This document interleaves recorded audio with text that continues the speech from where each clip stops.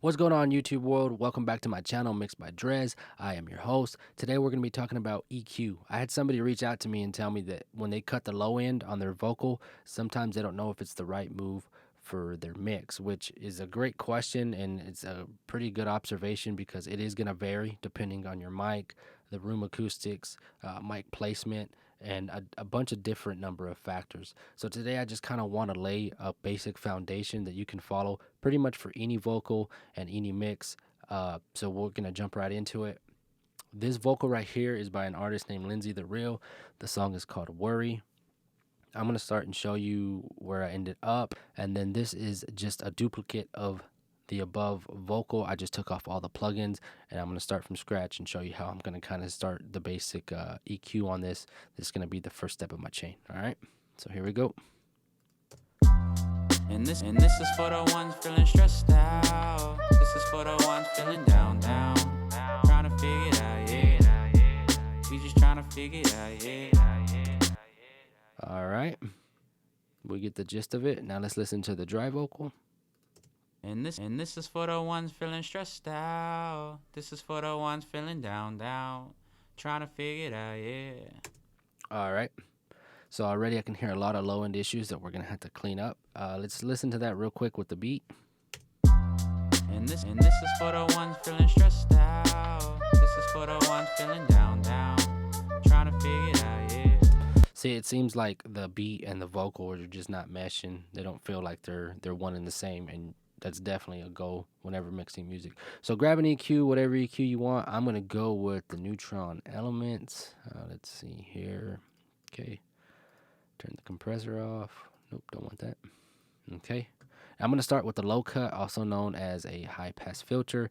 All I'm going to be doing is sweeping until I find it fit to where I hear a difference in like the mud getting cleaned out of it. All of this is going to be reductive, by the way. I'm not going to add anything. I see a lot of people, their first EQ will be to cut here, cut here, cut here, and then automatically they're already boosting in the high end. You don't want to do that. You kind of want your first EQ to be nothing but cuts. You want to start fresh. You can always do your additives later, okay? So in my opinion, don't be doing any of that boosting shit yet, because it's not time for it. All right, so let's start off. And this is for the ones feeling stressed out. This is for the ones feeling down. And already I can hear an audible difference. I'm gonna keep going because I want this vocal just to be a little bit thinner. And this is for the ones feeling stressed out. This is for the ones feeling down. Trying to figure it out, yeah. We just trying to figure it out, yeah. And this is for the ones feeling stressed out. This is for the ones feeling down. Trying to figure it out, yeah. Okay, so that's a pretty far low cut. Typically, I don't go that far. I'll stop around 80, 90, maybe 100, sometimes 120. I just really want to thin this vocal out because Lindsey is like known for sending me a bunch of different layers.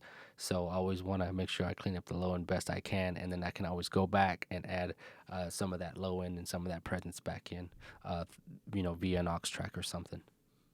And this is for the ones feeling stressed out. This is for the ones feeling down.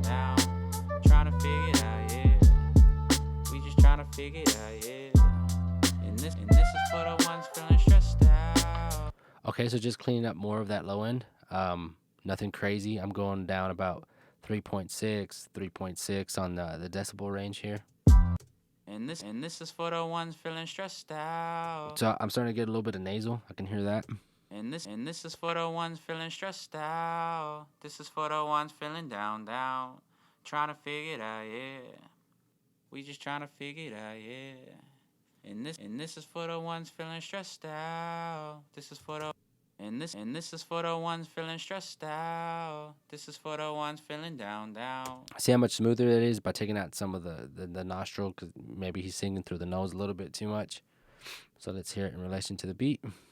And this is for the ones feeling stressed out. This is for the ones feeling down. Trying to figure it out, yeah. We just trying to figure it out, yeah. And this is for the ones feeling stressed out. This is for the ones. So real quick, one thing I do have a problem with boosting is everything's gonna sound terrible when you boost it by 12 decibels, right? Because any frequency that gets exaggerated like that is gonna sound like crap. So you got to be real careful about knowing what sounds bad and what you typically are gonna hear that is mud, versus just going to a random spot boosting it 12 decibels. Like, oh, that sounds like crap. It's gonna sound like crap. Okay, so just be very careful exactly where you're going. Like if you know for sure you hear harshness, then you know to go to the top end and find out exactly where it's at. Same thing on the low end. If you know you hear a bunch of crap, a bunch of mud, go to the low end and find it. But don't boost just for the sake of boosting because you want 4 or 5 different cuts on the EQ. Some vocals will call for that though. Some are very sibilant, some are very harsh, and you have to tame that right off the bat. Uh, this vocal is not one of them. This is all I need right here. I'm happy with this. This is a good starting point for me, and I'm going to move on to the next step, which would be compression, followed by probably de-essing. Again, it just depends on what the vocal will call for. So this is the basic layout. I recommend you guys practice on this. Pull up a vocal or two, lay some vocals down, get you some stems going. That way you can practice with different beats. Because it'll depending on the circumstances, what exactly you're gonna do and how it was recorded. So that's pretty much it. I mean, I hope you guys enjoyed the video. If you need your music mixed and mastered, please check the description. I'll have my email in there. I can quote you a price. If you have any more questions, leave them down in the comments below. Make sure you like and subscribe to my channel, and I appreciate you, and I'll see you on the next one.